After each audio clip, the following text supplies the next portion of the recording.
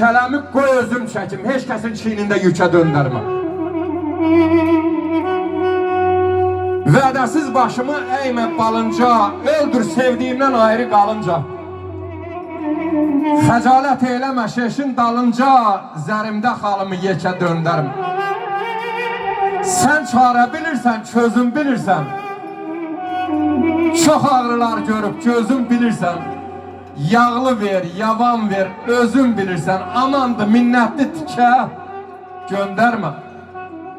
Adamı gərəkdi bəxti ucalda, urvatlı yaşada, nurlu qocalda. Yorğun əlövsətəm bu dar macalda, nəzildib səbrimi tükə döndərmə. İnsan bu dünyada hər şeyin varlısı ola bilər. Pulun da, malın da, sarayın da, maşının da, torpağın da varlısı ola bilər. Ən böyük sərvət sahibi səbirdir. Kimin səbri varsa ondan sərvətli adam yoxdur. Ey sabir sahibi, ömrünün bütün gərəkli illərini Azərbaycan xalqının, millətimizin balalarının yetişməyinə, pərvazlanmağına sərf eləyən kişi başın uca olsun.